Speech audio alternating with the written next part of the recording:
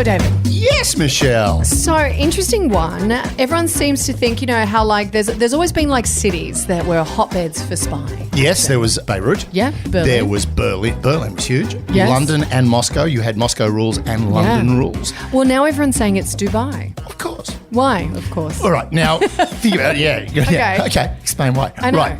Berlin was literally where the West met the Soviet East, Yep. right? So that's going to be a point of contact, Yep. and a real point of friction, and a lot of attention is going to be paid to it. So Berlin makes perfect sense. London, central hub of, the European Western intelligence sort Yep. of stuff going on in Europe. Moscow, the centre of the Eastern Bloc's intelligence services, all that sort of thing. So they're likely Washington to a lesser extent because it's across the Atlantic. Dubai is a really, really good one. One, because it's a hub, right? It is. Everyone goes through it. They do. Right. It's good proximity to like Russia and China and America. Iran, Saudi Arabia, Yep. all these different ones. But here's a little known fact that people don't know about Dubai. What? The CIA don't spy on them. No. They I know. do not look at Dubai. They do not. They let Dubai do what it wants, which is a really weird thing to sort of happen. It's like, for me, I was reading somewhere, the NSA do look, Yeah. right? They keep an eye on them. They don't actively penetrate, but they don't run human assets. And that's where the real rubber hits the road when it comes to intelligence, is the human asset sort of side of it.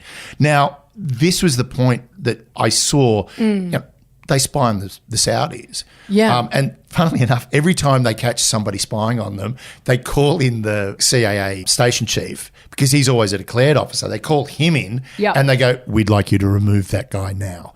Now, just put him on a plane right now and we won't talk about this anymore." The reason they wouldn't be mucking around with the UAE is, simply put, it's Berlin.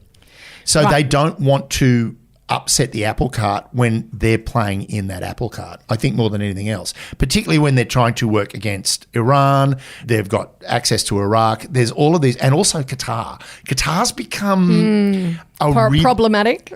Well, there was the whole thing that, the Trumps and the Saudis went and had the embargo against it, and the UAE was your way through to get there. And the UAE, they wanted the UAE's support in that embargo. Now, I don't know what the deal was with the Qatar embargo. I just think it was the Saudis being Saudis, because it's like a little carbuncle on the side of the Saudi peninsula. Yeah, and what's interesting is, like, a few years ago, Reuters had done this expose about how ex-NSA operatives were spying for the UAE, and a lot of them were spying on Americans. They were spying on and hacking governments, human rights activists, and American citizens. Well, there's also a story about one of the emirs over there who was caught using Israeli-built Pegasus software to keep an eye on his wife, to bug his wife's phone. Right. So, I mean, it's become a hotbed of spies because of the amount of activity going on in the Middle East. And also, the UAE have become a lot more proactive in their involvement in intelligence. Yes. And like they've been helping with Libya, they've been working in Syria, they've been working right across the sort of theatre of engagement over there. And I think, in a sense, that's why it's becoming more of a hotbed of spies.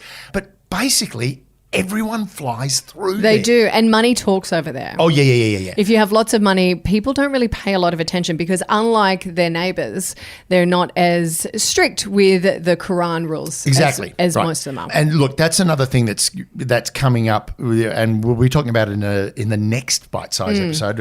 But essentially, the money talks, and a lot of people are now sort of refocusing their ability to get their hands on that money. Yep. So when it comes to Dubai and the UAE, it's in the right spot at the moment. I mean, the Taliban, the former Afghani government, were using it as their government in exile. Yeah. Boom. I'm going to put a spy in there to watch them.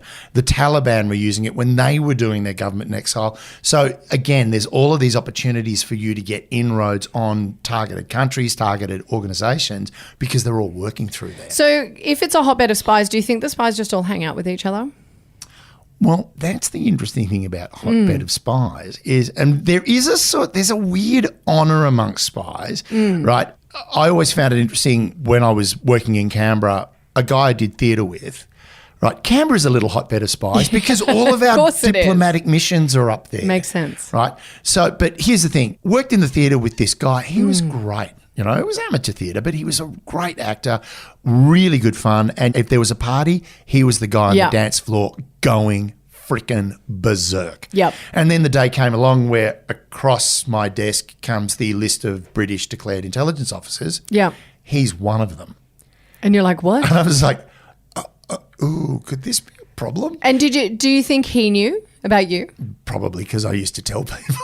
Oh my God. But I think, I used to do it and everyone just laughed. I'd say, where do you work? I work for ASIO. You shut up, don't be stupid. And it was like, for me, it was the perfect cover because no one would believe it. No one would believe it. But what was really interesting was I can remember going into a rehearsal a couple of weeks after, and we were doing Amadeus, funnily enough. Yep. He was playing Salieri.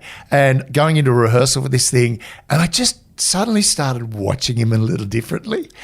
And then he sat there and he sort of turned and looked at me and I'm looking at him. I'd already done my contact report saying, look, I didn't realise, but this guy is, he's British intelligence and he's declared. And the thing you always get from internal security was, on the same side, don't worry too much, but don't say anything. Well, the funny thing was we were sitting there and he just sat down and he went, you're looking at me differently. No, actually, you're looking at me differently. And I went, yeah. And he went, you've read something, haven't you? And I went, and he went, it's okay, we're on the same side. And it was like, the great thing was we got drunk one night and I sort of said, so how did you know? And he went, you told me. And I went, yeah, but no one believes it. And he went, yeah, but no one makes that claim unless they really are. Yeah. So it's not something you do regularly. So, I checked it and sure enough, you were one of them. And I was like, and he went, no, I'm not going to tell you. And it wasn't until I found out. But, you will form that camaraderie. You do form a camaraderie. I mean, you watch good spy films and there's always that stuff. I mean, Red. Again, if you got time, watch Red again. Red is great. I really like it. But, the relationship between Helen Mirren and the Russian character is beautiful. Yeah. But that sort of thing will happen, particularly honey traps, because sometimes you do fall in love with the target. It happened to me all the time. Every time I was on a honey trap, I kept falling in love. And they kept saying, why is this weird man following me? Why is this? What is going on? David, it's terrible. It was a one-night stand. So it wasn't for me. Oh, my God, stop. Yeah, I was a terrible boyfriend. The worst boyfriend you could ever have. And the worst spy. I never got caught. No, because no one believed me. No, exactly. So look, bottom line is, if you're going through Dubai, there's a really good chance you're going to bump into a spy. Yeah. So if you're on holidays or about to go on holidays, well, keep an eye out for someone in Dubai. And if you're not on holidays but you intend to, don't go through Dubai. They're watching you. Yeah.